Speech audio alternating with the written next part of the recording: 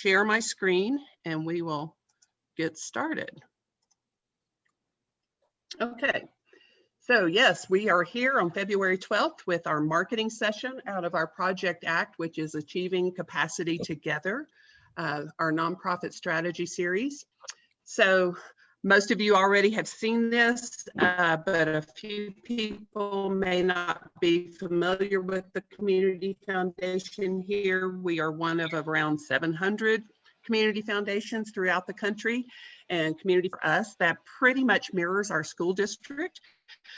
Here's our mission, and today we feel like our, I don't know if that will stop the slides. Anyway, so today we are fulfilling this mission by creating a more creative and effective nonprofit community. We are trying to bring these resources to bear to support you and your efforts.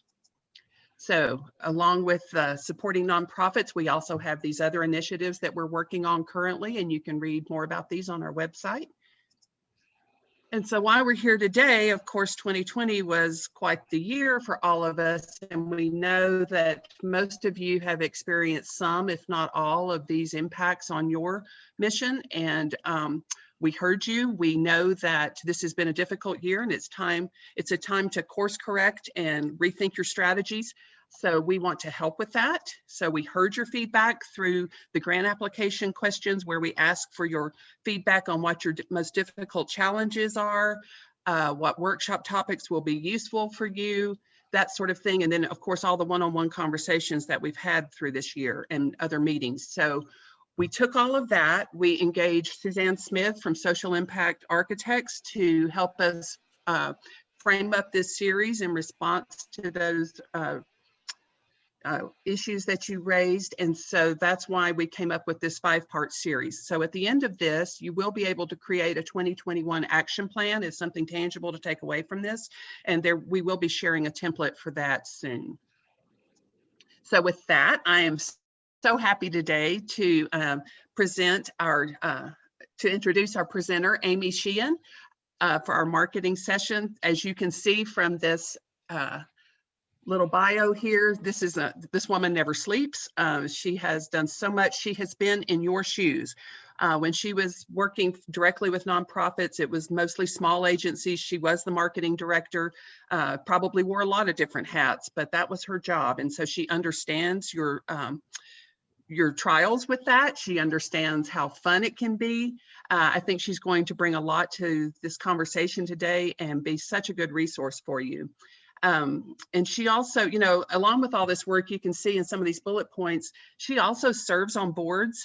So she puts her money where her mouth is and is quite the servant leader. And I think that's so important for us all to remember that, when we love this work, we spread it around. Since I have her, I'm going to just ask a really quick question, because inquiring minds want to know, or at least this inquiring mind wants to know. Since she graduated cum laude and Phi Beta Kappa with an English degree, Aimee, what do you feel about the Oxford comma? Oh, I'm so glad you asked, Phyllis. No Oxford comma, please. Now, academically, you have to add that, but I am a believer in Associated Press style, so therefore, no Oxford comma. And I'm afraid I may have now some people on the call who are not going to see me as very credible, because I know that this is a divisive issue among communicators. Oh, man. Okay. Well, nice to know where you stand. I am 180-degree opposite. I love the Oxford comma, so there's that. But we'll just agree to disagree. Yes. Okay. Well, with that, I would love to turn it over to Aimee for this presentation. Thank you. Wonderful. Well, it is so great to be with you guys, and I am really excited to spend Friday morning with you, and I feel that I am more in sync with you in the Tahoe area than I normally would be, because we actually have like 20-degree weather this morning in Dallas, which is highly unusual. So I think that seems appropriate this morning. So let me share my screen with you guys while we're getting going here. Okay. All right. Y'all can see that? Yep. Okay, great. So just before I get started, Phyllis mentioned my background, and I just always like to share why I do this work. And so I started in agency life as a marketer and public relations professional, and worked with a really broad range of companies, consumer companies, and included nonprofits. But then went in-house at a nonprofit and was the marketing director, and got to see, all the good, the bad, the ugly of trying to be a communicator in nonprofit, and went out on my own at that point, and for years was doing a business where I was balancing both for-profit companies, Blockbuster, if you remember them, they were one of my big clients, working, across the country with promoting movies and things like that. But I was always working with nonprofits, and I just really got to the point where what I was passionate about when I got up in the morning was, I loved a movie premiere, or I loved, the clients I had who were making beautiful kitchens and fancy houses and things like that. But it was the nonprofit work that I'm sure you guys feel the same way, that this cause work is adds a lot of meaning to our lives individually. And I know that nonprofits, firsthand, I know that a lot of times we can't prioritize marketing and communications, or we don't have the internal resources to do this work. And so other people are wired to be a social worker, or to be to do advocacy work or things like that. But communications is what I do, and so that's why I'm here, is to help you guys with this. So today, what we're going to do is try to get you guys kick-started for 2021, and we're going to do kind of a broad overview of some of the different pieces that you need to be able to make a strong action plan for the year ahead. Some of those will include auditing your internal strengths and weaknesses. We kind of have to know where we are before we can make a plan. Looking at knowing and targeting your audience. What kind of messages are you using, and are they as strong as they can be? I've got some tips and tricks on that. Always looking at protecting your brand, which is something that honestly we don't always think about, is what we need to do if a crisis happens, but certainly 2021 has brought that into focus. And then lastly, some tips for actually putting your plan together. I'm going to have some good worksheets for you to walk away with that we'll be emailing out afterwards, and those will help you put all the principles we talk about today into action. Okay, so nonprofits and marketing. It is uncomfortable sometimes, this relationship that we have. And, that is because it can be perceived as a luxury sometimes to have marketing, or it's overhead. We're always trying to manage that overhead piece in nonprofit. A lot of times I hear at the board level, well, we just can't invest in that. It's all got to go into programs, which we want that mission to move forward. And so we want as much to go into that as possible, but sometimes marketing is essential to be able to even reach the people we're trying to serve. So it is a little bit dicey sometimes, but big companies certainly seem to know the value of this. Just look at last weekend, what people are spending on a single Super Bowl ad. I mean, these are companies like, Doritos hiring Matthew McConaughey to come in, and you can imagine what they paid him on top of the $5.5 million for their ad spot, or getting Don Cheadle or Maya Rudolph for these ads. So why do they do that? It's because they know that it really does have value and it does work. And now I do not advocate this, obviously, for a nonprofit. This is way beyond our scope and what we want to spend on, although I have seen nonprofits occasionally on a Super Bowl ad. But the for-profit world understands the deep value in marketing. So we have to learn to find nonprofits' way of bringing this value to light and start to put it to work. So what does that look like? It can be anything from, up in the left corner, Charity Water. They were the ones that really started doing this idea of pledging your birthday, which has become now a really common thing. Certainly in nonprofit, we've all heard about the ice bucket challenge and how much attention that got.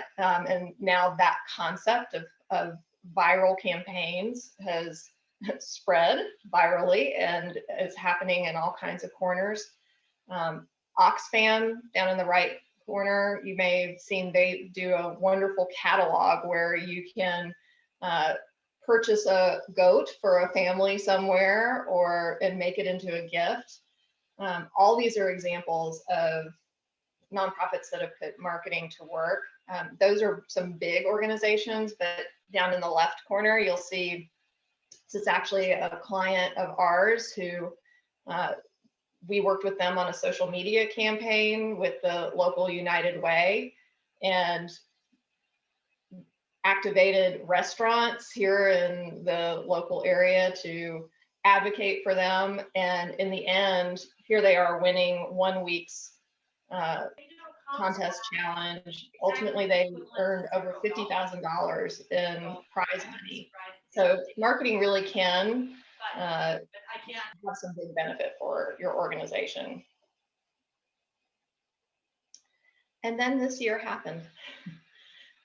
So on top of all the other challenges that we have right now, we have more than ever. And I'm, without even having seen some of the challenges that you guys shared with the foundation going into this series, I could have guessed that it's been a tough year. I mean, we're dealing with not being able to be in person. That limits us from interacting with our supporters, even the people we're trying to help if you're working in social services, having visitors if you're doing something related to tourism there in your area.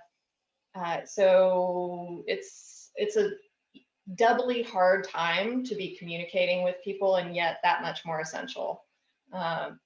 You may be challenged because your organization is not tied directly to one of these crises, and trying to be relevant in a time like this can be challenging. So we're going to talk about sort of best principles today, but also some adjustments that I suggest, that things I've been seeing that trend-wise that are working well, or things we need to anticipate for the year ahead.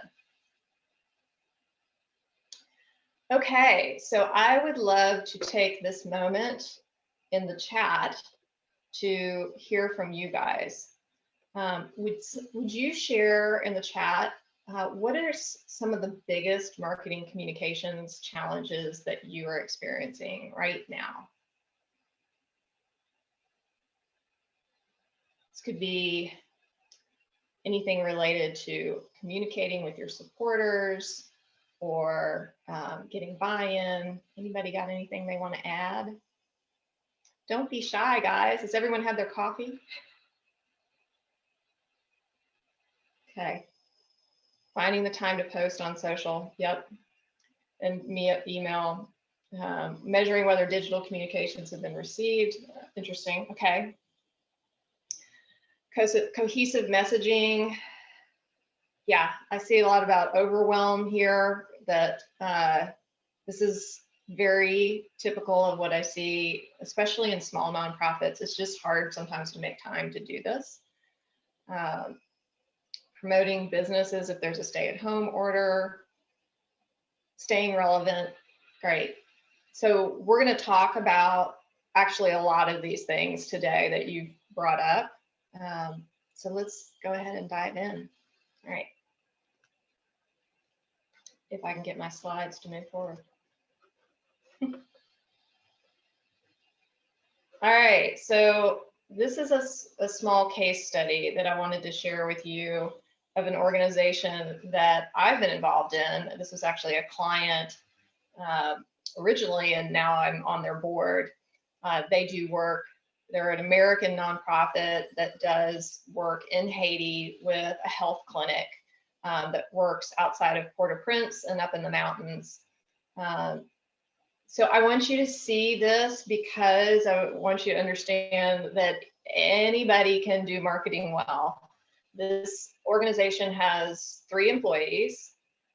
2 of them, who you see here, Tram and Hannah Jones, have gone to live in Haiti. This organization has a budget well under $100,000. They are living in a country with challenges even far beyond what the US is dealing with in terms of instability, and they don't have access to Wi-Fi, things like that. So they've got big challenges and not a lot of hands to do things with. They do a beautiful job with their content and their outreach. So you can see down in the bottom center, they pulled off a virtual fundraiser this year and filmed entirely on their iPhones. They had no special equipment, managed to pull all of this off and edit it and send it out. They raised more than their fundraiser the previous year. They do a great job of telling stories, lifting up volunteers. They're not able to do massive amounts of this, but the quality that they do is really great. And they've even now in the top center, you can see Hannah with her trusty phone that has been creating so much of this content. They even now have launched a podcast. So now these 2 are like in their young 20s and full of energy, and but I mean, it's just so impressive to me what they've been able to pull off. So I just share that with you as encouragement that it can be done. Okay, so let's start by a little self-examination. So if we're gonna go somewhere, if we've got a goal, we got to know where we're starting from. Marketing. Let's think about our maturity as being in marketing as being a little bit like fishing. When you start fishing, you might start with something as simple as a net. That casts a really wide reach, may not be very targeted. You may not have special tools. You'll catch some things, but it'll be a little haphazard. You then might mature to having some more sophisticated tools, like here's this guy with his fishing rod. He's able to go right to the place where he knows the fish are biting and be more targeted. Then you go to the full maturity of not just fishing with good tools, but starting to grow what you want to catch. So where you actually say, here's the very specific kind of fish I want to cultivate, and I understand what their special needs are, and so I'm going to have the tools and the tanks and all the pieces I need. So it's a little bit similar with marketing in that a lot of times we start with sort of ad hoc tools and processes and procedures, but over time we can get more targeted with what we're doing, more segmented, understand our audiences better, begin to use better tools. We might even be measuring and looking for feedback on what kind of results we're getting, and then learning from that to move forward.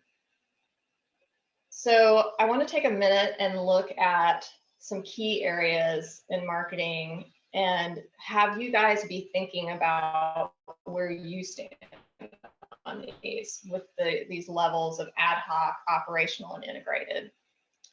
So as I go through these, just keep some notes to yourself of where you are. Are you a 1, a 2, or a 3?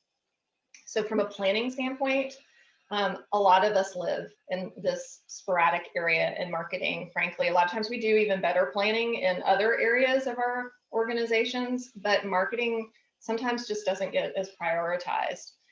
So this might be that you're thinking, oh, it's time to do the annual campaign, we better throw something together, as opposed to having some simple plans for the year where we really plot that out. And if you don't have a communications calendar, I would say time to pull one together, but you're also in good company if you don't have one.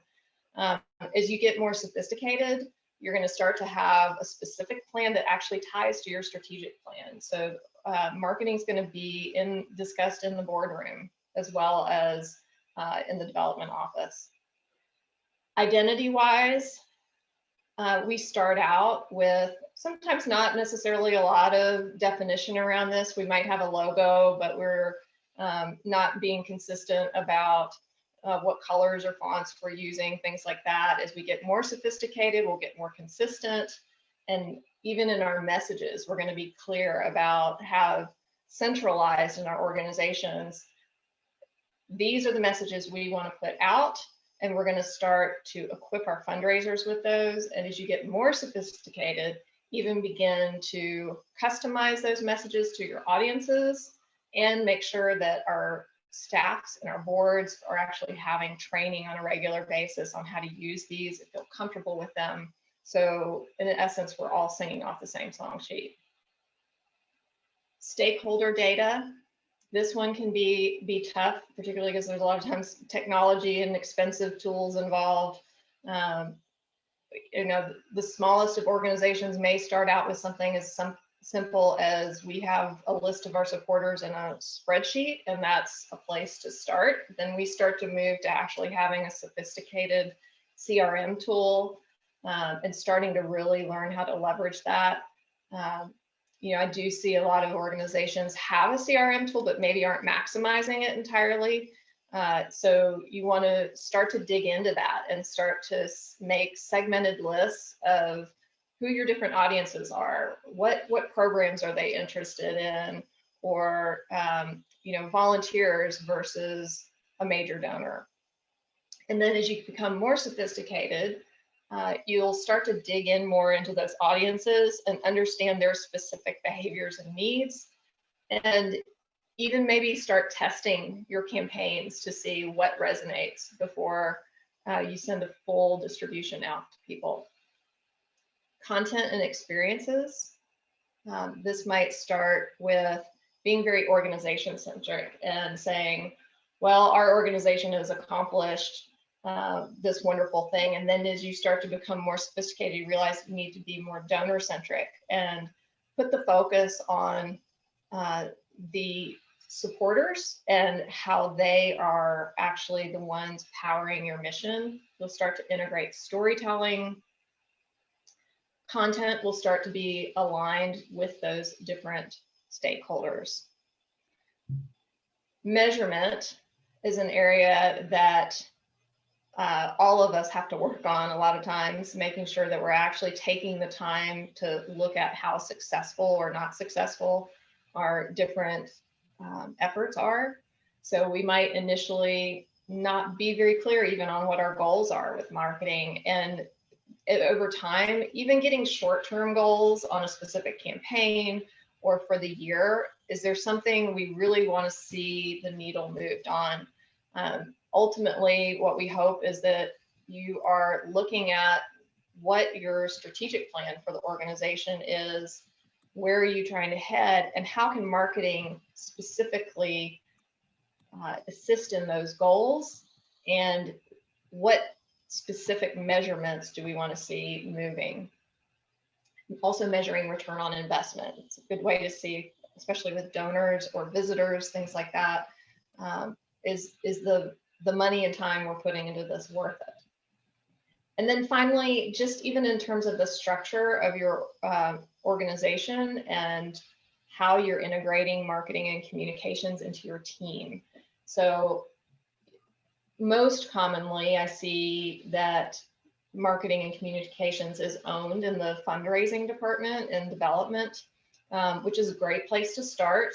I will say that sometimes the people who are great at development are not necessarily great writers. You know, sometimes it's a very different skill set. to be a salesperson versus someone who is really good at consistency and communication. So you just have to look at that talent set that you've got and make sure you've got the right balance. As you get more sophisticated, really marketing and communications, it's always got to be really carefully synced up with fundraising, but it also has a broader potential and reach to really lift things for your organization and even be a major part of moving your mission forward, whether that is helping to figure out how to reach more clients out in the field and better connect with them. Or I know many of you in your area may be working on things, attracting visitors, things like that. So it really can be a strategic growth driver for your organization. So let's pause there, and in the chat, I would love to see you guys weigh in on where you think you are as sort of an average. Are you more in this ad hoc area? Are you more operational, or are you really getting more sophisticated and being more integrated? Okay, see a couple ad hoc. 1.5, I see. Yeah, there's a lot of times there's an average, 1.5, one who's operational, ad hoc and operational, yep. No, 2+, attempting to move to 3, but not exactly sure how. Yep, 1 with a few 2s. So I'd say, ooh, a 2.5. Good, you're getting to 3. So I'd say that this balance in your group is very typical of what I see with nonprofits. And there's a lot of people who are living in the world of 1, ad hoc, or they're just starting to get into 2. Maybe there's some pieces that they really need to bring along. They may be sophisticated in using their CRM, for example, but boy, we're really not doing a great job with our brand, and we're not measuring what we're doing. So that little scorecard that I gave you can be a good way just to do some self-reflection as an organization and see where you need to spend some time in the next year shoring up your capacity and your capabilities. I will be sharing out after this workshop. You guys will get that worksheet by email, so you'll be able to use that and talk about it internally. Okay, so next we'll talk about audience, targeting and customizing those. So you've heard the phrase, do unto others as you would have them do to you. I'm going to say we need to flip this around. We actually want to do for our supporters what they want us to do for them. We need to start to put ourselves into their shoes, leverage our empathy muscles, and really figure out where they're coming from and their perspective and what is going to help them feel connected with us. I shared this is a screenshot of my phone and my Starbucks app, because I think this is a great example of someone who does it really well. I am not a coffee drinker. I drink tea. And if I went to my Starbucks app and they were constantly showing me, coffee drinks and things that were laden with caffeine and things like that, I would eventually be disinterested. But I go to my Starbucks app and they not only offer me something about my Tivana tea that they know that I like, but they're also going to incent me and offer me these bonus stars. So this is powered by technology, but we can do this on a one-on-one basis just by paying attention to what our donors and volunteers and supporters, what's important to them and what they value. So this is an example of a worksheet that I'm also going to share with you guys that you can use to look at each of your audiences. So different areas you want to look at. So here on demographics, these are the sort of obvious things to think about. Everything from age and gender, ethnicity, do they have children, are they married, what's their typical occupation, where do they live, what level of education they have, and certainly their relationship to you. How often are they interacting with you, and how would be important things to start to understand. But then we shift over to psychographics, and this is where it gets, I think, fun and interesting, and where we really start to dig into behaviors and getting some really good insights. So, just start to ask yourself with your audiences, this may be something that you have to do more on a gut level, but it's almost that you're creating a profile of, for example, maybe major donor Marjorie or someone like that. Give her a name and dig into, what does she like? What does she like to do? Where does she spend her time? Is she watching the news regularly? Is she on her phone? What kinds of ways is she consuming information? Are there things that she really values particularly? So digging into those patterns can really help you shape your messaging and how you communicate with people.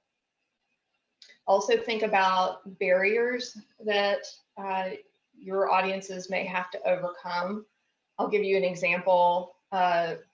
A nonprofit that we did this exercise for, they help lift the quality of after-school programs in our area. And one of the things that they have to overcome is that a lot of times potential donors think, well, after-school programs are just for fun. It's not really something that is going to drive educational outcomes. So that was something we had to overcome. And in benefits, we were able to talk about some of the things that research has shown in terms of how integrated after-school programs can actually help improve those, not only kids' grades, but their graduation rates, things like that. And then that's where you develop these custom messages. So you're going to want to really dig into, with keeping those psychographics in mind, what the different benefits and barriers are for that specific audience. So then, knowing these things, you can start to segment some of your communications. So that can be having a volunteer newsletter that is separate from your donors, so that they're getting information that is really targeted to them and their interests. It could be that you have a group of monthly donors and you are giving them the same message that you would give in your regular newsletter, but it is just slightly tweaked to thank them for how they are helping to sustain your organization. So as you're doing this kind of segmentation, keep in mind, this doesn't necessarily mean, oh my gosh, we already have a hard time getting one newsletter out. How am I possibly going to get out more than one? A lot of this is just taking the same content and tweaking it ever so slightly so that you are reaching people in a different way with a slightly different message. Also think about channels. I think it's really important to know your specific set of stakeholders, and are they social media people or not? Do they read their emails? You may have, for example, donors, you may communicate with them by email, and they might be more typically on Instagram or Twitter. Whereas if you're trying to drive, for example, low-income families, if you're working with them, you may be really working on social media and text, and not sending things by email. So it's really important to make sure you match up your channels to the right audiences. Lots of ways you can customize and personalize things. As I said, don't ever forget to use the features in your email programs that allow you to personalize with someone's name, as small as that is. And everybody knows that it's automated, but it just shows that you took the time to care about who they are. little notes written on communications can also be a great way to show that you've noticed someone specifically. I'll give you an example that I got this week from an organization that I support. I got the standard Valentine's, we love you, appreciate you kind of card, and it did have everyone's signatures from the staff on the back, that were printed on there. But what was really meaningful to me was the fact that the executive director took a moment to say something specific about something I had recently done for the organization. So it took her just a quick second, but it just made a big difference. So this can be, it is going to take a little bit of time, but you can automate some of this stuff if you really work with your CRM and put it to work for you. Ways that you can begin to get to know your audience. How are you going to figure out all of these pieces about them? Hopefully some of this is already in your database, and if it's not, begin to start to build it out. You can watch the results you're getting from different kinds of communications to see what's resonating with people. A great tool is a stakeholder survey. If you haven't done that before, people love to be asked their opinions, and so getting out about once a year some kind of survey that is helping you get a sense of how are you doing with your stakeholders, what do they care about, how did they come to you, is going to give you all kinds of rich information. And just in place of that, just ask. One of the richest opportunities to get information is to sit down and talk with your donors and volunteers, whether that's one-on-one or get together a small focus group. Focus groups can be a great way to get some rich feedback on what's important to your donors and supporters and visitors, and then be able to modify your communications accordingly. Okay, so let's pause here, and based on what we've talked about with audiences, is there anything here that's intriguing you that you think you'd like to try and action that you haven't done so far that you'd like to do to get to know your audiences better this year? If you've got something, go ahead and throw it up in the chat. Yeah, stakeholder survey. Really encourage doing that. It's just can get really great information on that. And if anyone after this, if you're digging into that and you want some advice on the kinds of things to put in that kind of survey, I mean, there certainly are, we all are good Googlers and we can get out there and look at examples of stakeholder surveys, but if you'd like some advice on that, I'd welcome anybody who wants to email me. And I will actually right now throw my email in the chat so that you can grab that. Okay. All right, so messaging. I will right up front admit that this is a big area of passion for me. I think that this is one of the most powerful tools that we can employ to get people to engage with the missions that we're trying to move forward. So we live in a very cluttered world right now, and this number may honestly even be old at this point, but we all see 360 to 5,000 marketing messages every single day. If you think about what that means with emails coming at you and social media, and you turn the television on, you drive down the road, there's a billboard, I mean, the radio's on. I mean, just the incredible amount of competition that there is for our attention. And that has a big impact on not just competition, but how easily something you say is going to sink in. This has a huge impact on our attention spans. So I love this. I don't know how scientifically valid this study really was, but I love what it expresses. So I love to share it. Is that Microsoft did this study and said, goldfish have an attention span of 9 seconds, and we now have attention spans less than a goldfish, which I personally can say on some days when I've got, lots going on and pulling on me, I can see that this is a real thing. Social media and all of the digital platforms that are pulling on all of us all the time, just are fracturing our attentions. And so it's just that much harder to break through to people when they've got that many demands on them. So then you compound that with nonprofits, we just are not feeling super confident in our messaging.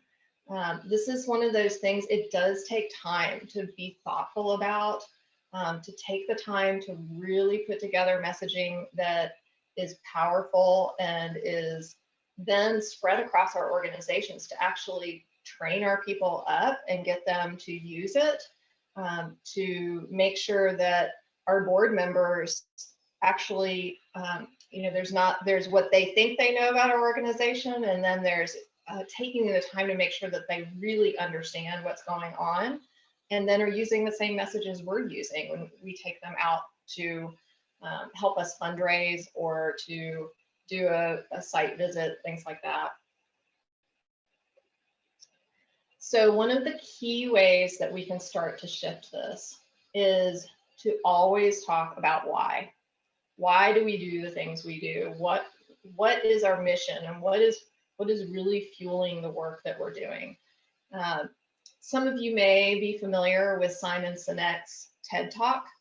And if you have not watched his TED Talk about leading with why, I really recommend going and just Google that. It's out there. It's easy to find. It's been a while since he did this. I think it was maybe even 5 to 8 years ago, but I still talk about it constantly because this is not he didn't invent this, but it is a principle that is so true in communication and marketing about if you want to motivate people, you've got to start talking about why and not how we do what we do or what we're doing. So what do I mean by that? The example he uses is Apple as a perfect example. So they have, through their marketing through the years, constantly talked about the fact that they're innovators, that they are all about being cutting edge. You may even remember they had a ad campaign years ago where they had the Mac and the PC, and the PC was kind of, this older kind of dumpy guy who just kind of, did the same thing all the time. And then the Mac was this young, hip, really nice guy who would just kind of chuckle at Mr. PC. And it was a great example of the kind of personality they were trying to portray, which is that they're about innovating. It's why people still stand in line when they come out with new phones. People want to be part of the latest, newest thing. That's their tribe. That's who they attract. Very infrequently do you see them lead with, "We make computers." Instead, they say, we're on the cutting edge. We're always going to innovate.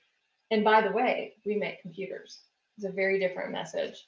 So to give you another great example, Nike, they have always led with this idea of everyone can be an athlete. So this is from their website. It's a little bit hard to see because it's from a video, but they picture this young kid.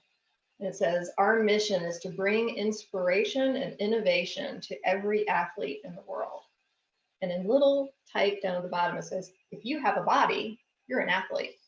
So what they're trying to tap into is a much higher level than shoes.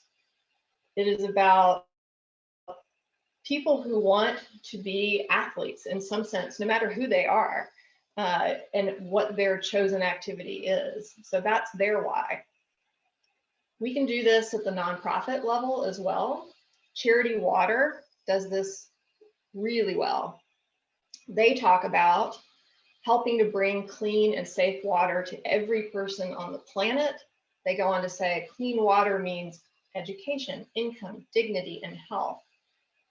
All of those things are why they do what they do. What they actually do and how they do it is they are out there building wells. But nowhere, this is a picture of their homepage, nowhere on their website do they say, we're a nonprofit that digs wells, right? And if someone came to you with a choice of, do you want to come help us dig a well? Or do you want to help bring clean, safe water to the whole planet? I know the why sounds way more powerful. So this is going to be hard to get to. It takes a little bit of thinking. We are all comfortable at the level of what we do and how we do it. So these are some examples on this image of the things we tend to talk about in nonprofit. We do coaching, we do education, we have youth programs, we have a performance, we host a conference. Those are very comfortable places for us to sit, and we definitely want to get to that stage because eventually people will need to understand that to be part of your organization. But the way you attract them is at a higher level to talk about why. So I want to talk to you about a tool that you can use internally and create to help you identify what that why is. So you may have heard of a manifesto before. The classic examples of these that are iconic are the I Have a Dream speech, or even our Declaration of Independence. These are so timeless that they live on forever. So it's a statement that you can make as an organization that is about why you exist, not because of the program that you have today, which, by the way, might close down and you might substitute with something else down the road, but it's at the level of no matter what year it is, what season it is, why do you exist? And if you're trying to attract people to your organization, if they hear this, they're going to be, no, that's my tribe. I want to be part of that. So I want to read you an example of a manifesto. This is one we did for an organization called Community Partners in Dallas. They provide, well, I'll get to that. So let me just read this to you. Every child should be valued, nurtured, and loved. But behind closed doors, there are children who are forgotten, neglected, and abused. Behind one door, a child alone and unloved. Behind the next, a baby hungry and covered in filth. Behind another, the unspeakable. Only a select few should go into these dark and fragile places. They are the caseworkers of Child Protective Services. They are exceptionally equipped to guide these children out of the shadows. We cannot follow them, but when innocent, vulnerable children are hurt, we cannot and will not stand by. That's why we are here, to send a ray of hope into the darkness. Even the smallest light can spark hope and illuminate the way to a kinder future. A car seat for a ride to safety. A bed in a home they can trust. The first holiday celebrated in years. We are here every day with what children need for the first steps to healing and to encourage and equip their guides on the journey. The path will be difficult, but they need not walk alone. Everyone can play a part in helping them find their way. Together, we will make their childhood safe again, show them they are treasured, and fill their futures with possibility. So that is an example of a manifesto. This piece is something that they use. They provide basically when children come into Child Protective Services care, they provide all the things that make it possible for a family member or a foster family to bring them into their homes. So, you know, it might be that the child needs a teddy bear to feel better, or needs clothes because they've been pulled out of a home very quickly. They support them with Easter baskets at Easter, things that, like, the little things in childhood that are normal for us, but maybe aren't for a child who's coming from an abusive situation.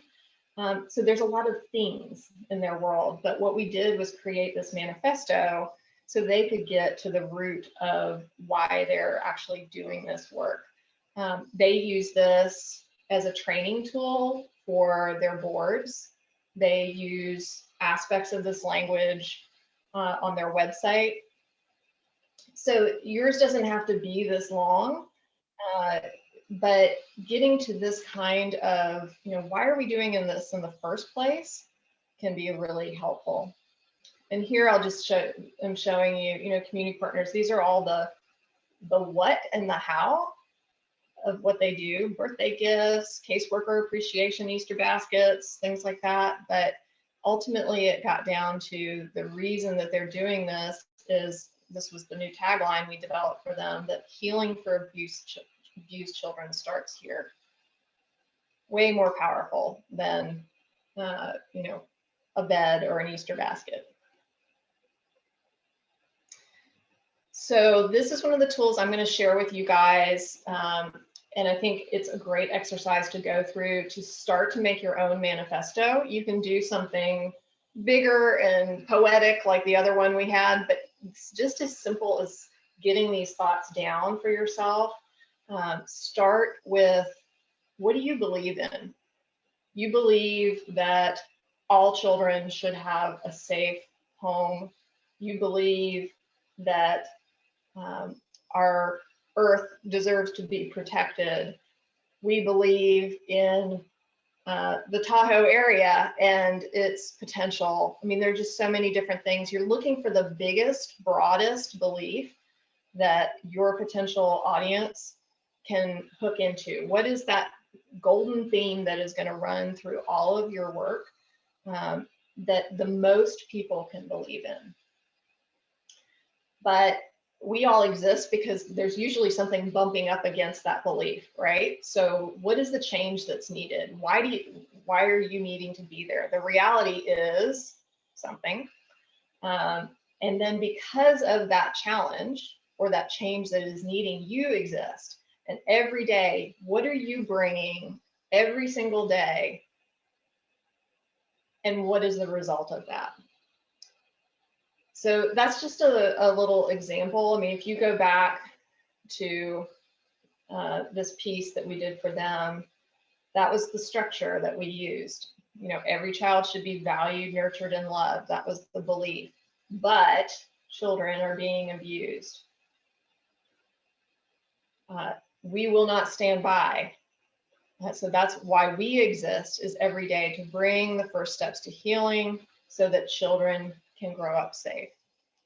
So there's just, that's the easy structure. Then you can build it out and be as long or short as you want it to be.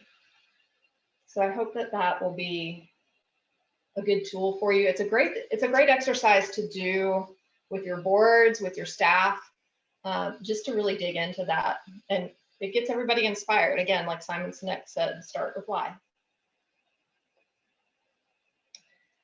Okay, so we've talked about why. Now I want to talk about what you do, because I know that probably in the back of all your heads, you're thinking, but people really want to understand what it is we do, right? Like you want to inspire them, but they also need to understand just the nitty gritty. So imagine you're in an elevator and in walks Melinda and Bill Gates and the head of their foundation. And you have 30 seconds in the elevator with them. Are you ready to, in that 30 seconds, powerfully tell what your organization does and what it's all about? And in that same vein, that elevator speech might be the lead on your About Us page on your website, or always tucked into, that's actually a great deal of what your mission statement might be about. So we're going to talk about elevator speech, but keep in mind that this is not just verbal, but something that you can use in your written communications as well. So when people ask you, so what do you do? What they really mean is, do I care? Am I even interested? So you're going to develop your elevator speech, but you're also going to customize this a little bit to who you're talking about. And you want to, again, operate at the level of possibly a little bit of why you're doing what you're doing and what you're doing, but less about the granular details, right? Like an elevator speech should be enough to get somebody hooked, but not tell them everything. Or go too deep into the weeds too fast, which is because we live at that level every day. It's where we're most comfortable. So it really takes sometimes some intention to stop that and lift up and talk at a higher level. I just went back. Okay, so elevator speeches. Do put one on paper. Let's actually do this as an exercise. I see somebody in the chat had said earlier about the manifesto. Would this make sense to use at a board retreat? Absolutely. I think developing an elevator speech is one of the most powerful board retreat exercises that I do with clients, where it gets them to develop their own speech. Staff should also take the time to do this. You're thinking in terms of 30 to 60 seconds. You got to get this down to be really, really short. I've given you the guideline of 75 to 150 words that go by really fast. You are going to talk about why you do what you do and what, but not go into how. That can be follow-up questions. That can be the next discussion.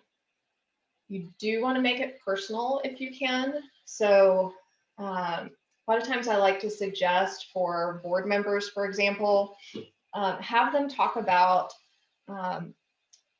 why they believe in this. A lot of board members will have come to your cause because of some personal connection to it, or they saw something happening in their community that they felt really driven to make a difference about. So have them weave that in. And then grab their attention. So use an icebreaker. So as an example, it might be a startling statistic. It could be that personal story. Instead of leading with the granularities of your organization, do something arresting to get their attention. Here's some examples of things not to start with. One of the ones I hear a lot is, we were founded in 1990. No one's looking for your historical timeline right now. They really want to understand at a higher level. Don't recite your mission statement.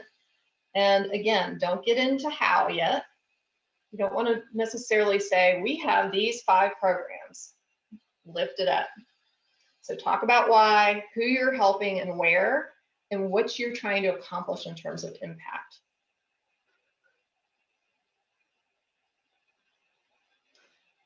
So what does that mean? So I'm talking a lot about what versus how, and I just want to illustrate what I mean by that. So how would be something like providing financial coaching and job search assistance.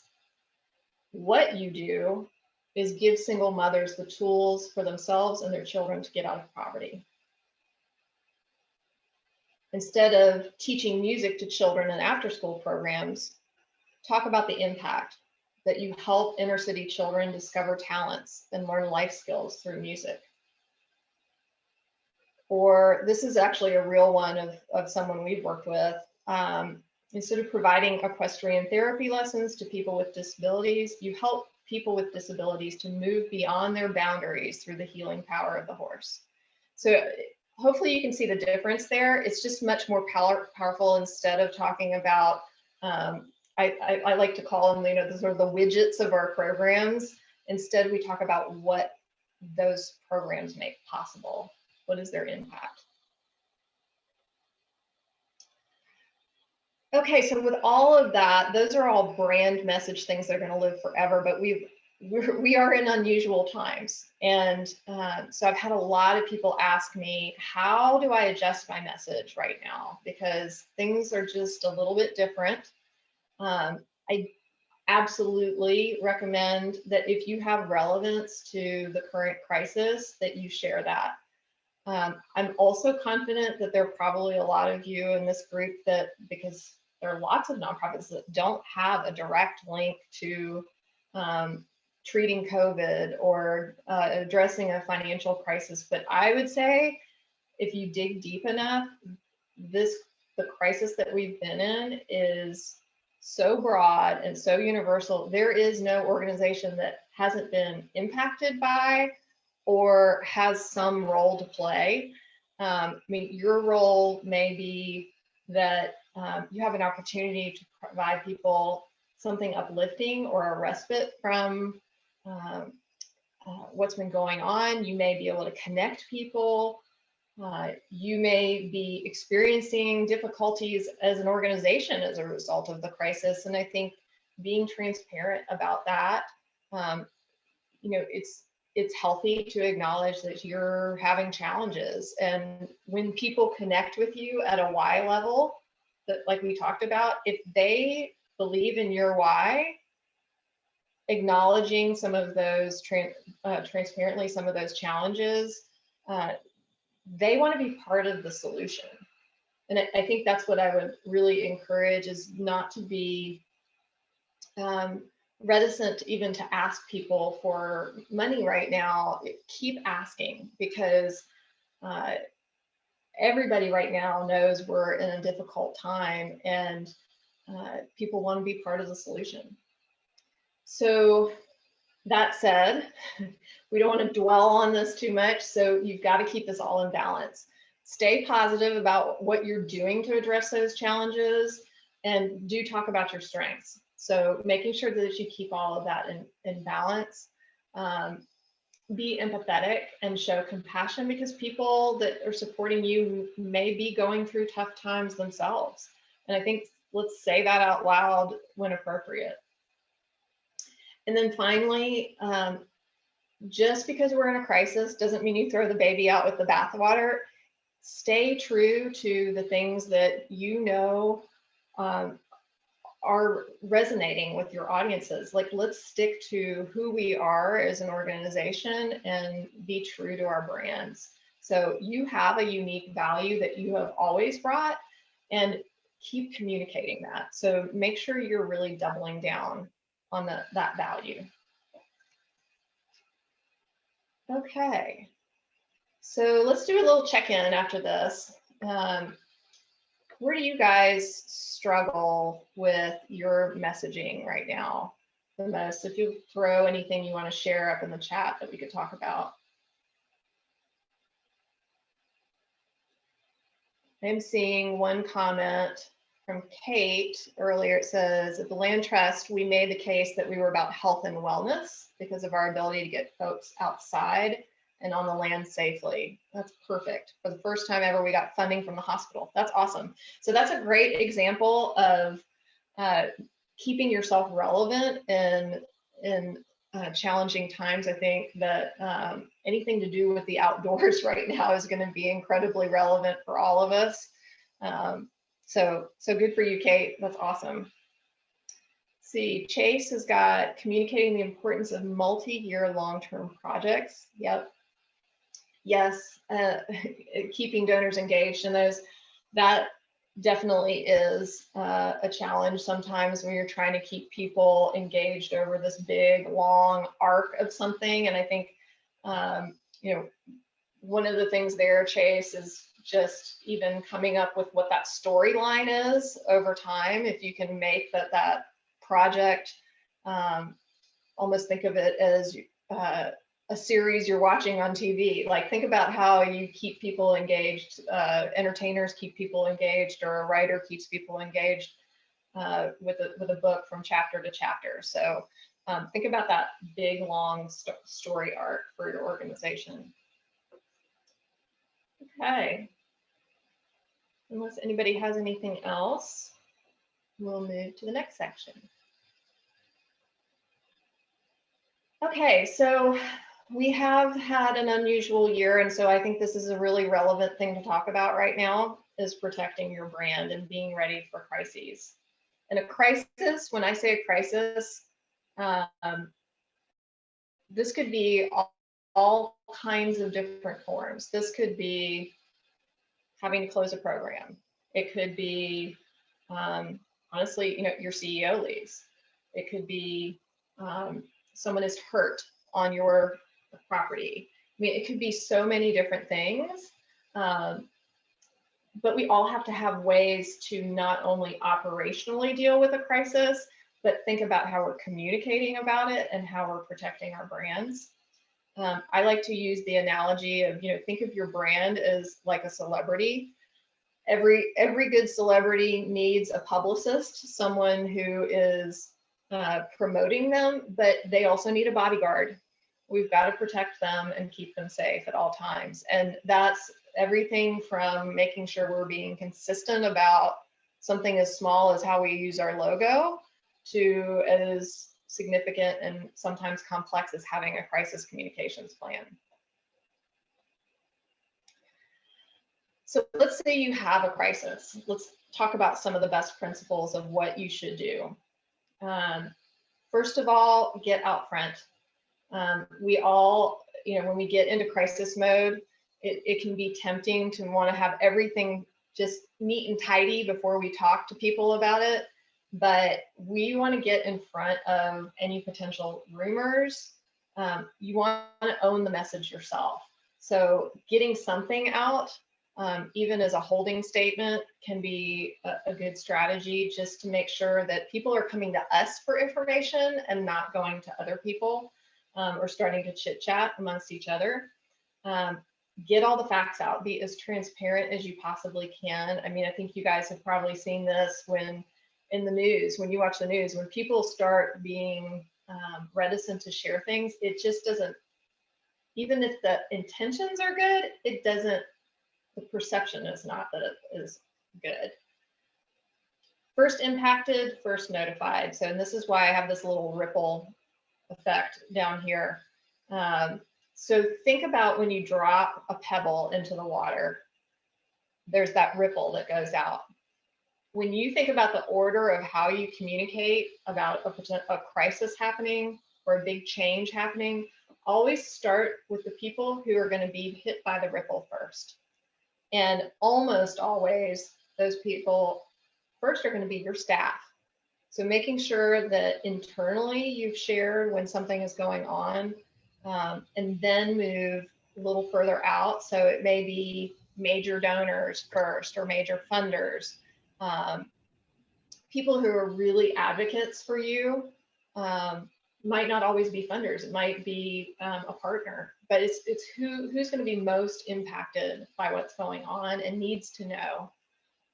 Who would you hate to find out from somebody else, basically? And then go further out with your ripple. Take responsibility, own if you've made some mistakes.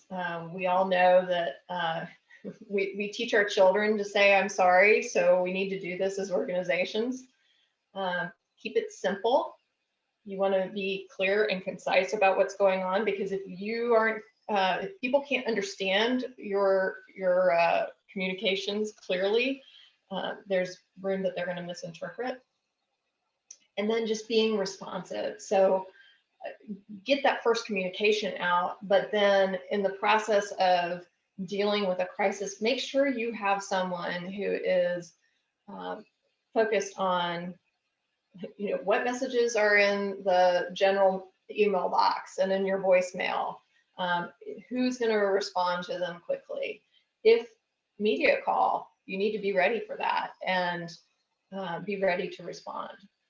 So all these things are, we don't like to think about crises happening, but it's another soapbox that I have, just to get your organization, just even the basic level of getting ready is incredibly helpful. So here are some things that you can do just to get yourself shored up. As simple as set up Google alerts on your nonprofit. If your team isn't already doing this, they are free. You put your organization name in and any even relevant keywords, like if you're in a certain issue area and you tack your geographic tag on there, just to make sure you're staying abreast of what's going on. This is free. And it's a great way to stay up to date. Every morning I get Google alerts on all my clients, and I also get Dallas nonprofits because I'm in Dallas and that's where most of my clients are. So just to stay abreast of what's going on.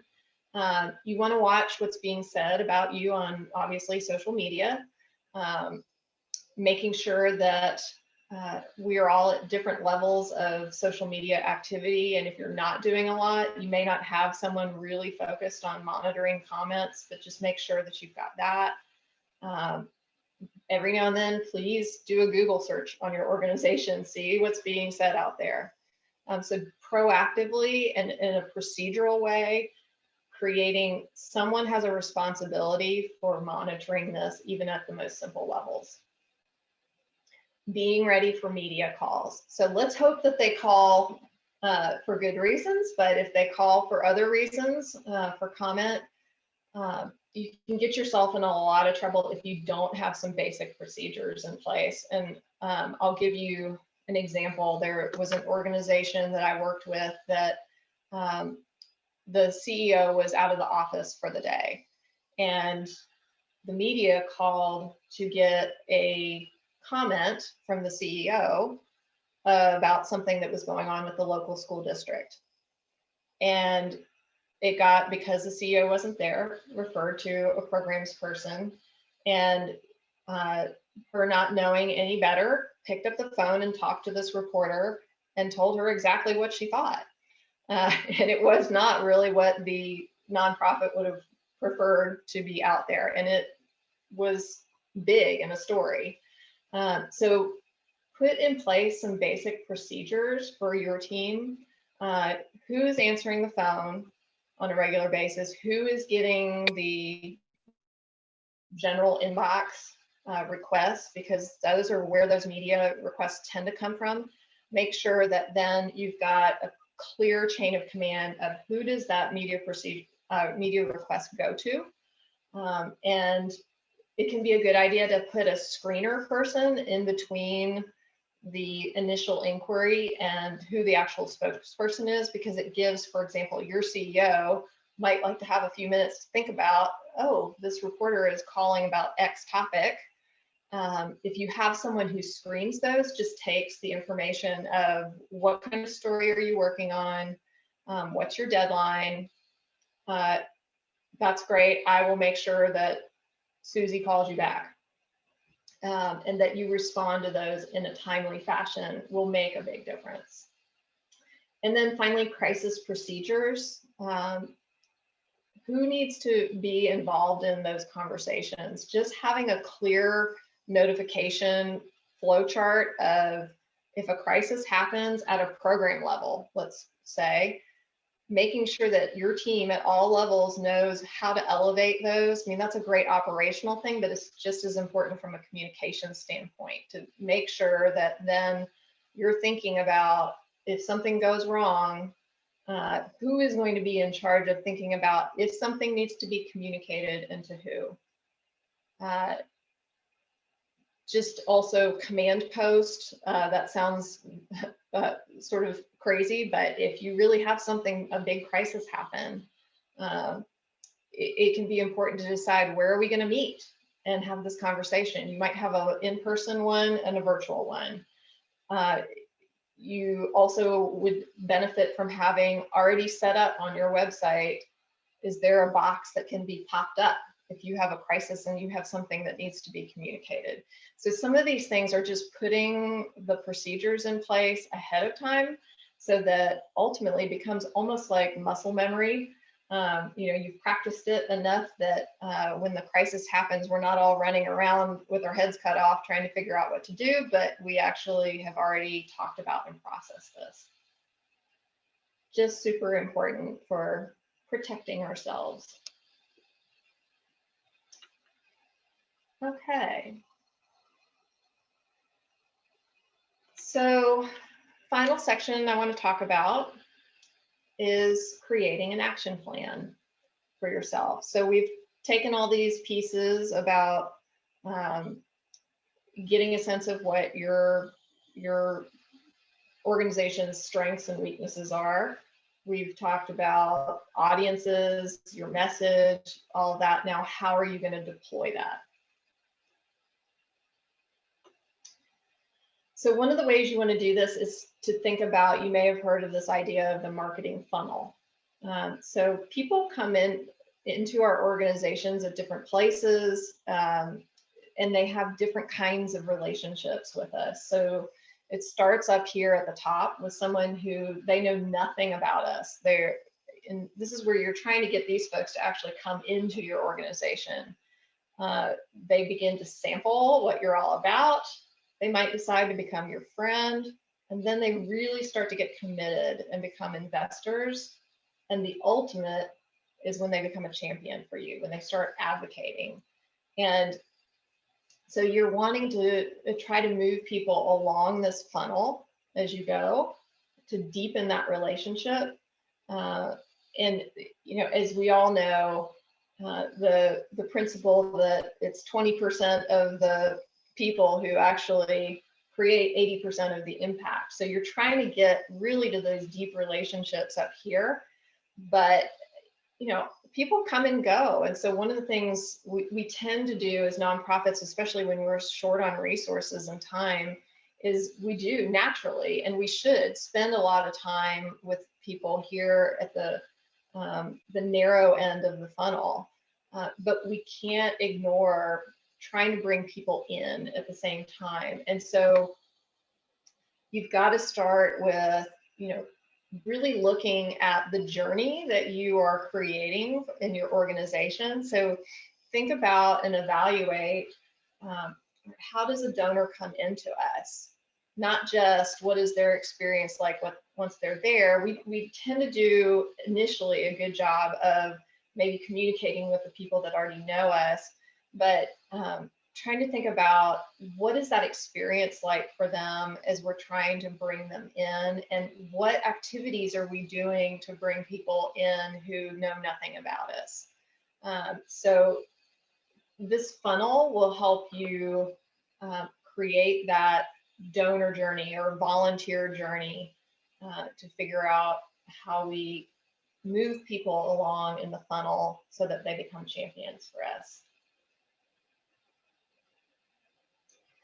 So this is another worksheet I'm going to share with you guys. What I would encourage you to do is think as an organization about, maybe for this year, 1 to 3 major marketing goals.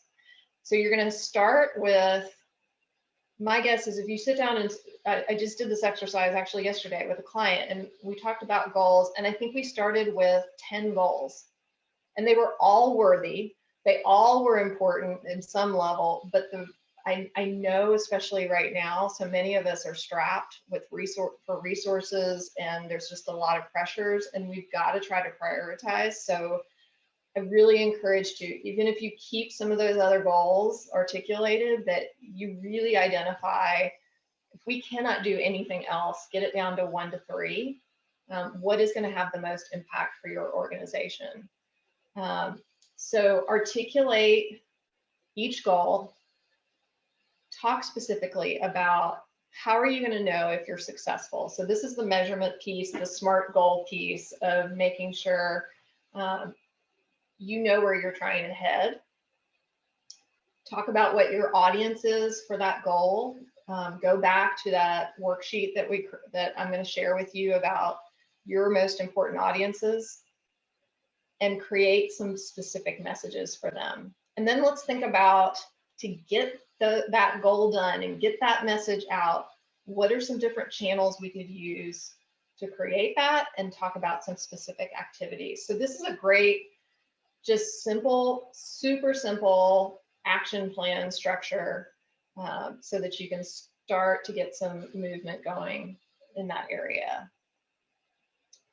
And sometimes, especially if we're not marketers ourselves, it can be hard to go, well, where do I start? So this is, I like to call this marketing mix and match. So here are some of the typical kinds of goals that you will see in a marketing plan. Everything from, look at your strategic plan. What's happening in your strategic plan in the next few years, and how can marketing play a role in that? To maybe you want to position your organization as an expert on a certain topic so that you draw people to you. You may want to engage certain audiences, drive certain actions, build awareness or educate people about a certain issue. And then we have all these wonderful tactics over here that are examples of ways that we can try to reach people. So this is, granted, oversimplified, but I think sometimes we have to start somewhere simple just to get some movement. I mean, there's just a lot of opportunities. I think the ones we tend to think about are here up at the top, emailing our supporters or using social media. And as you go down here, you're going to see some that maybe we don't use as often, but can be great tools even to shake things up and get people's attention. I think media relations in particular, leveraging your local media and developing a couple key relationships there can be a really powerful tool. Advertising, I know we don't usually have budget for advertising, but I think you'd be surprised, even developing partnerships with your local media to do some sort of trade, or where they're a sponsor, can be a great way to get some movement. And even podcasts are a new way that you can reach out to your audience and get them hearing about your cause or educating them about an important issue. So just some simple things you can think about as you're trying to fill out those goals. All right, then we have to measure what we're doing. And I wanted to share some common benchmarks. So up on the top, you'll see there's some sort of typical open rates and click-through rates for your email campaigns. I think this is really interesting about the number of dollars that can tend to be raised per 1,000 emails. I think I see a lot of organizations get disappointed by their email outreach, and we're going to talk about multi-channel a little bit. So that can really help if you start to do more than one channel. Just some things about conversion rates, things like that. And don't feel like you've got to copy all this down, because we're going to share this with you afterwards. But I think it's always helpful to know what other organizations are getting, and these are sort of the averages out there. A few more here. Always interesting to look at your social media. These are how many fans and followers people tend to have per 1,000 email addresses. So go see how you're doing on that, and see how your engagement score is on your social media posts, which you can get by dividing the number of people who engage by your number of page fans. And then one thing I really wanted to point out, which I think is so interesting, is the response rate that you get. For example, most of us cannot do a lot of direct mail anyway because of the cost, but I think we've all had that experience of thinking, boy, that I'm just not sure that was worth the time and the investment. 6% tends to be the average response rate for a nonprofit on direct mail. But look at what happens when you add on email in a campaign. Just the amount of lift when you start to use multiple channels to try to get a campaign going. You're just going to get a lot better response if you start to repeat your message, reach people across multiple channels. So I really encourage that as you're thinking about your campaigns that you look at that. I share these with you with a word of caution, is that you may look at some of these with your own organization and think, boy, we are nowhere near that, or hey, we're blowing them out of the water. Your best benchmark is always going to be against yourself. Half of the time, it's more about starting to measure these things for yourself and see, are we making progress in any way? Less so than that we've got to meet the national average. But I think what I encourage more than anything is just start doing some basic measurement if you're not already, just so that you can see if the activities you're doing are making any difference. Okay, and a few final insights for this year in terms of trends, things that we're seeing going on. Right now, we all know virtual now is reality. We are all experiencing it even today as we're sitting on Zoom together. And I don't think that this is going to change any in the near future. And whether that is with online events, I do think that some form of online events are going to continue because we've all gotten to see some of the potential in them. Particularly thinking about if you're trying to reach people that are geographically diverse through conferences and things like that, it's a great way to stay connected. But even when, as we all look forward to a day when we're getting back in person, I just would keep in mind that this virtual piece is going to stick with us. I mean, the fact is, the way that people live their days right now is through their devices. And I think one of the biggest wake-up calls that probably I've seen nonprofits have this year is that digital is no longer something we can do as an afterthought. And I really do hope that it will keep us all focused on this as a means of communication and connection with the people that we're trying to engage. Video is one of the best ways to drive some of that connection.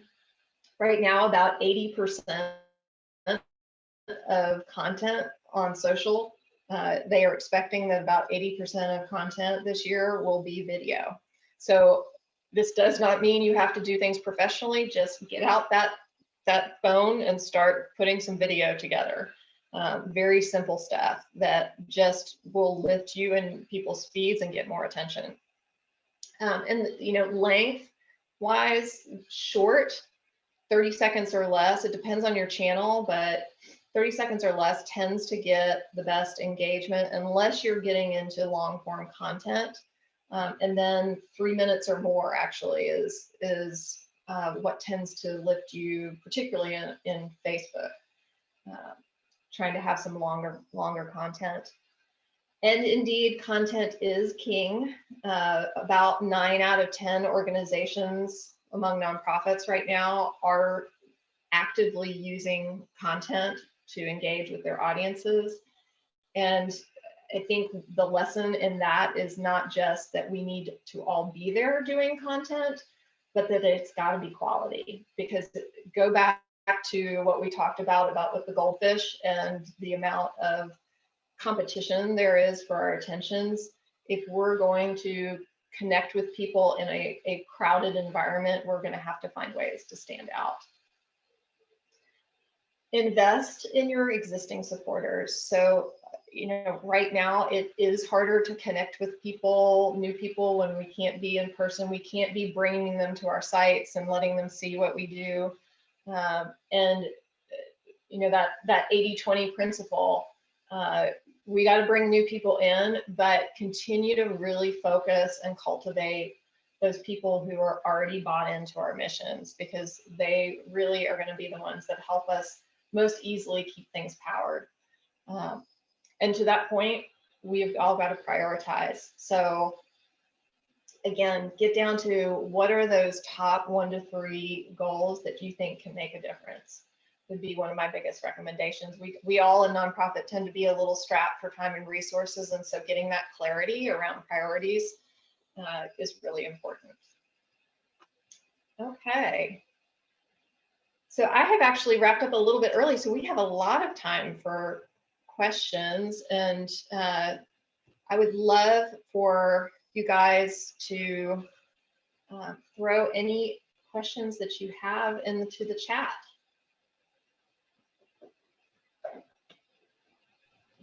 Thank you so much, Aimee. I really appreciate this pragmatic and practical look at things, and I appreciate the organization and the templates that you're going to provide to get people started, because I think sometimes it's just so hard to know how to jump in and get going. So I appreciate that. Sure. Yeah, please type your questions in the chat. I think we've addressed the ones that were already there, but if not, just, rattle the cage again. Okay. So I see one on advice on canceling events. How do we stay positive and not anger followers? Yep. So there have been a lot of canceled events. I mean, I guess the good news is you're in good company right now, and I think that there is a lot of forgiveness, more so than ever, from supporters understanding why people are having to cancel things. What I would encourage you to do if you're going to cancel an event is think about, in the same breath, talk about other ways that people can engage with you.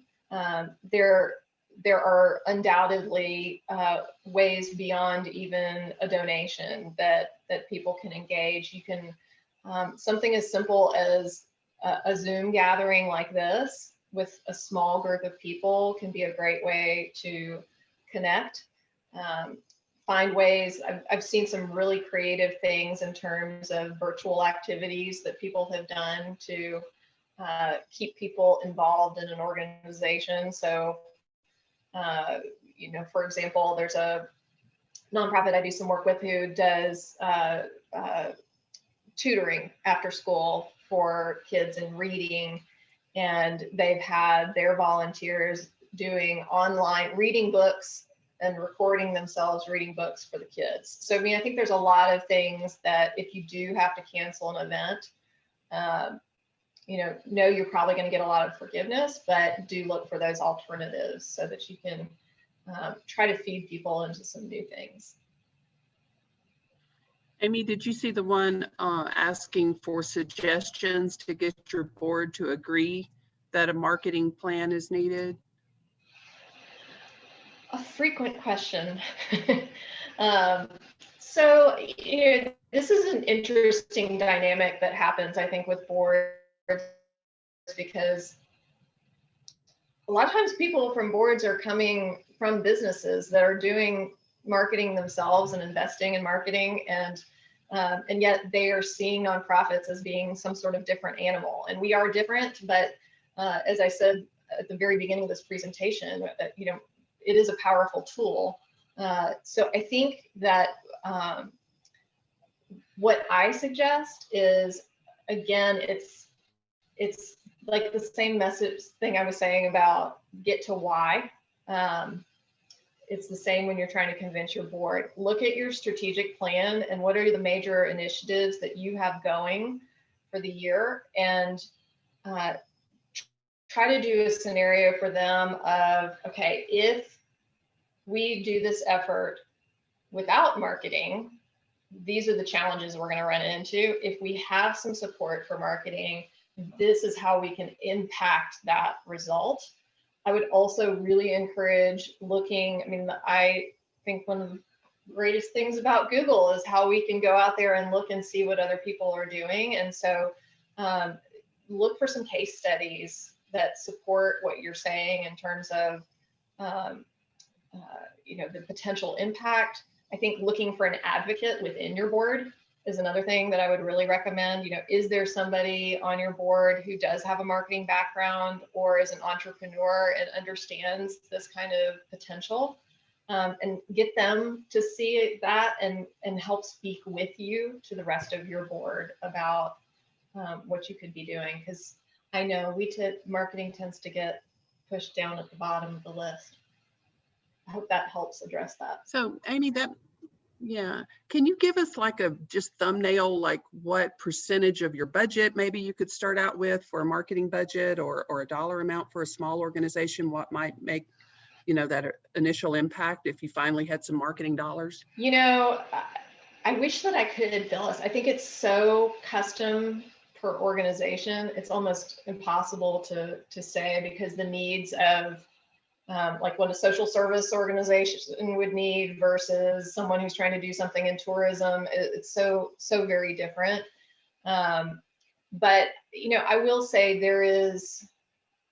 it's a balance. It's like having some budget, but also recognizing there's a lot we can do that doesn't require a lot of investment. So I think that combination of showing a willingness to be nimble while also, you know, I think some of the best investments can be in, for example, some things related to your CRM tool, making sure that you're really able to leverage your audience, or getting expertise that you don't have within your own team, so that you're not fracturing, whether from a resource standpoint, capacity standpoint, expertise standpoint, that you are getting that support for your team. So how's that for a not answer to your question, Phyllis? Okay. I was afraid of that, but I just thought I'd throw it out there. Yeah. I've been with the Community Foundation now for about 20 years, and which is almost its whole life. And I think about how much we struggled in those early years to have any sort of bandwidth in the community. People, you know, people would say, "Oh, where do you work?" And I would say the Community Foundation. That they'd say, "What? Who's that? Where's that?" You know, no one knew who we were or what we were doing, and it took years to build that muscle. And I think about how much quicker we could have gotten there, so to speak, if we had had a marketing plan. And we just, you know, at the time, we just didn't have the budget, and people didn't think it was that important. And that, you know, the internet was not the tool it is now. Right. To know, you know, we would worry about, okay, do we print a brochure? You know, where's it, you know, is that going to be worth the money? You know, that kind of thing. So. Yeah, well, yes, and thankfully we do now have the web to be able to not have to do everything, you know, with expensive printing and things like that. You know, there are some things too that I think can be ways to get started if you don't have anything. I mean, I even encourage, like with storytelling, for example, a great thing to do. And I would have to rely on you guys to tell me like what universities and things are near you. But going to like a local journalism school or a marketing school can be a great way. You know, I wouldn't turn over your marketing to a young student, but I would go to them and say, hey, we really need, you know, once a month, we really want a great story written about our organization that we can put in on our website and into an email, and have them go interview a volunteer or go talk to a family who's been impacted. And that can be a great way to get some free support. They're also really great at social media. They're all much better at it than we are. The younger they are, the better they tend to be, and the more ideas they have for engagement. So I think that can be a good starting place. It's a great volunteer request to get help with that kind of support. But I also, in the same breath, caution leaning too heavily on, you know, your cousin's neighbor's husband who does web development on the side kind of thing, because I've seen a lot of nonprofits get in a pickle when you rely on free and not so expert help. So it is a balance. It's a big balance. I'd love to see you guys ask some more questions. Anything else that I can help you with, or anything that was confusing?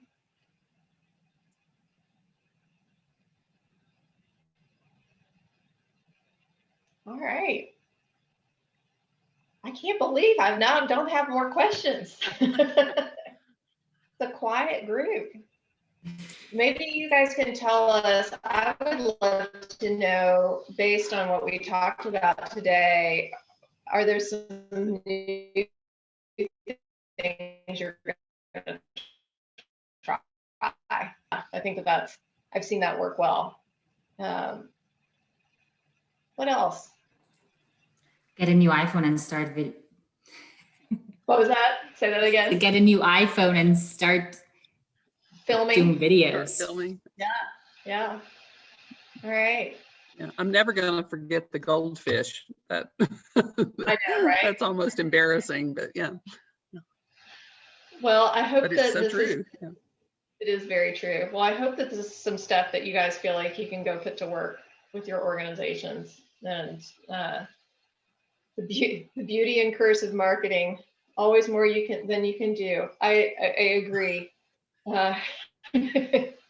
Even as someone who does this full time, there's always more that we wish we could do. So I guess, go back and think about Hannah and Tram and Haiti, and just an example of how, I have full confidence you guys can do this. And I work with all kinds of small organizations that it's not so much about having, don't let the marketing maturity checklist intimidate you that you're not at level 3. I think some of it is just you get started and get going. Let's see, Karen. Case, did you have a question? Yeah, I've got a question, but I don't quite know how to ask it. So bring it on. I'm trying to. I'm new to this field, so I've got very little experience with the fundraising marketing side of things. I come from private sector background, and I'm trying to get a better understanding of the relationship of marketing and fundraising, and how to delineate the two, and how to apply focus to one versus the other. Like, how do I create a marketing plan and campaign on one hand with fundraising on the other, and where's the overlap? And I don't know if that question makes sense, but it does. And so it's a very fuzzy line, Chase. And that's what, I mentioned earlier, that a lot of times you do see marketing often is embedded in the fundraising department. And, there's good reasons for that. And that, marketing is going to support your fundraising effort. Think of, at least this is how I tend to think about it. Fundraising, our fundraisers tend to be the relationship people, right? They're the ones that are really developing the relationships with the people who support us. And a lot of times our fundraisers are the ones who are focused on those major givers, for example, and the people kind of at the champion end of the marketing funnel. And that's where they tend to have to focus a lot of their time. Marketing is going to be really essential at every stage, but I think especially as you move to, where do you not have time to have that one-on-one contact with someone? Where do you need to start to find ways to have constant touch points?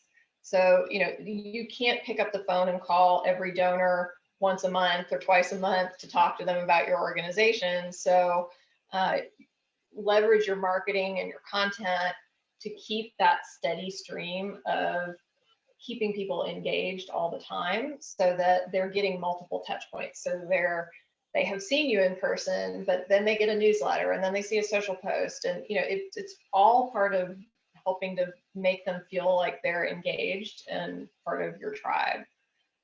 So it's super fuzzy and interconnected. But I think that the marketing piece also can be very important outside of the fundraising department as well. Again, it can be a really important tool on the program side, thinking about how you're communicating and recruiting people on that side, or from an advocacy standpoint, certainly. So, and then organization umbrella wise with just your brand and your message. So does that help clarify a little bit? yes, thank you. I was just taking a couple of notes down. Thank you. Sure. What else from this group? Well, don't forget that you can reach out to Aimee individually if there's something that you would rather discuss one-on-one with her. We have been so fortunate with the professionals that we've brought to a series that they have also agreed to, take those sort of inquiries on the side. So for that, we are extremely grateful, and we hope that, if you have that need, that you will take advantage of this opportunity. Anything else? Okay, I'm going to share my screen just real quickly. And so here we are, 4 down, 1 to go. Next week, our governance series will be presented by Stacy Caldwell, our CEO, and Suzanne Smith from Social Impact Architects. That this is their favorite topic, and they're going to give us their best performance going back and forth between them. So join in for that one. You can bring board members to that. I think we've hopefully encouraged everyone to do so. We think this is a good time for boards to re-engage and reset. I know it might have been hard to get them engaged in 2020 with their own personal issues and conflicts, and just everything we were all going through. And so now maybe we can all get refocused again and get started on our action plan for 2021. So again, next week, same time, same bat channel, governance. Just real quickly, we also put out an email to most of you, and we had a survey that was supposed to have been completed last weekend. So hopefully some of you did that. But even if you did not complete the survey, if you do want to be part of this bigger solution on a nationwide basis, we have just a quick, hour-and-a-half session on February 24th, where we're going through the results of those surveys. And I think it might reinforce a lot of the messages you've heard through these through the prior series that we have presented. And so you might see where you land in addition to all the nonprofit leaders across the country. So if you want to plug in for that one, we would encourage you to do so. And so with that, we'll say thank you for today. And again, let us know if there's anything else we can do. I think about, our organizations are only as strong as our weakest link, and we've tried to hit all the different areas of for a nonprofit, and marketing may or may not be your weakest link, but hopefully you got something out of this today, and something that you can take with you, and along with the experiences we've had from 2020, we're all trying to learn from those and be stronger for it going forward. And so we hope we are helping you in that regard. So again, thank you for giving us your time this Friday, and we hope to see most of you back next Friday. So with that, thank you again, Aimee, so much for all you did for us today. We really appreciate it. Love being with you. Thank you.